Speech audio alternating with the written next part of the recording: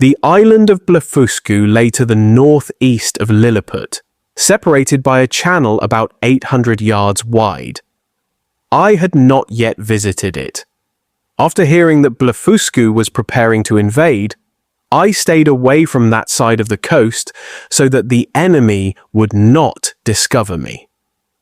Because the two countries were at war, all communication between them had been forbidden, and no ships were allowed to travel between the islands.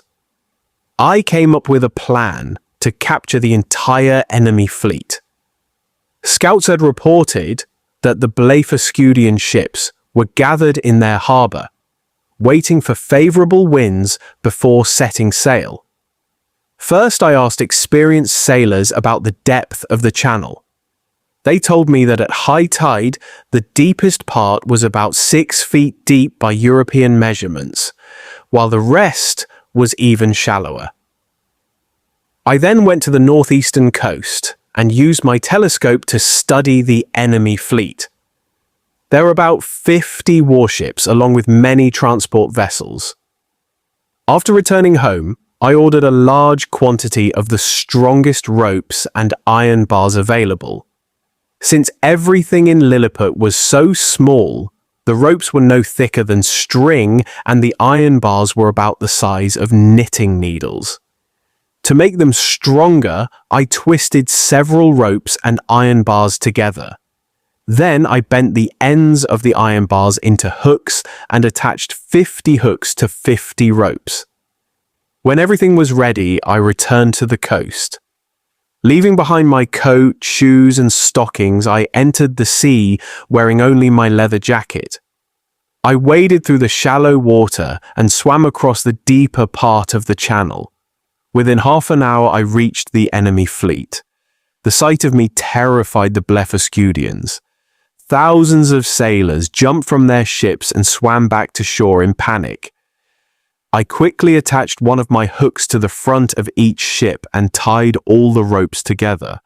While I worked, the enemy fired thousands of arrows at me. Many struck my face and hands, causing pain and making my task difficult.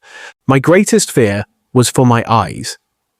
Suddenly, I remembered that I had a pair of spectacles hidden in a pocket that the Lilliputian officials had missed when they searched me. I put them on and continued my work.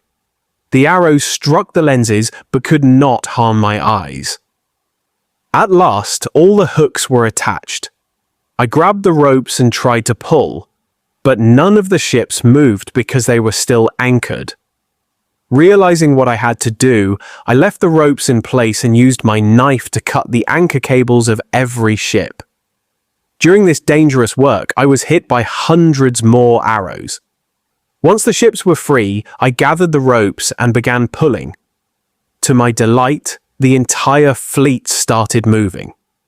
The Blefuscudians watched in horror. At first, they thought I was simply cutting their ships loose.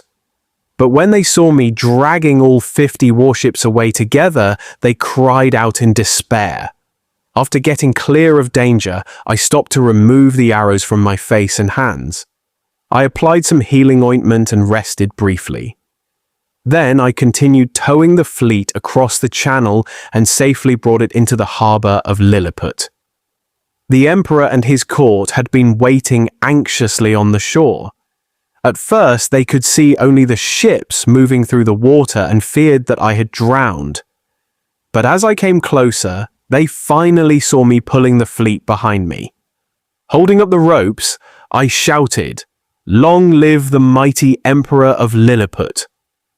The crowd erupted with joy. The emperor praised me greatly and immediately awarded me the title of Nardak, the highest honor in the empire. However, the emperor was not satisfied. He wanted me to capture the rest of Blefuscu's ships as well. His dream was to conquer the entire island, turn it into a province of Lilliput, and force its people to obey his laws. I strongly disagreed. I told him that I would never help enslave a free people. While I was willing to defend Lilliput, I would not assist in the destruction of another nation. Although some of the emperor's ministers secretly agreed with me, the emperor never forgave my refusal. From that day forward, several powerful officials began plotting against me. Despite all I had done for Lilliput, my popularity at court began to fade. A few weeks later, ambassadors arrived from Blefuscu to negotiate peace. A treaty was eventually signed, ending the war. The ambassadors thanked me for my fairness and kindness toward their country and invited me to visit Blefuscu. I accepted the invitation and later asked the emperor for permission to go. He agreed, but I could tell he was no longer pleased with me. Soon I learned that some of my enemies had been spreading rumors that I was becoming too friendly with Blefuscu. Not long afterward, I performed another service for the emperor. Late one night, I was awakened by people shouting outside my house. They begged me to come quickly to the palace. When I arrived, I discovered that the empress's apartments were on fire. A maid of honor had accidentally fallen asleep while reading, and the flames were spreading rapidly. Hundreds of tiny people were desperately trying to put out the fire with buckets, but the buckets were so small that they made little difference. I had left my coat behind and had no way to smother the flames. For a moment, the situation seemed hopeless. Then I remembered something. Earlier that evening, I had drunk a large amount of a strong wine called Glimmergrim. Because of its effect, I suddenly realized I possessed a very unusual solution. Without hesitation, I urinated on the burning building. The stream was so large that within 3 minutes, the fire was completely extinguished. The palace was saved. Although I had rescued one of the most important buildings in the empire, I was worried about the consequences.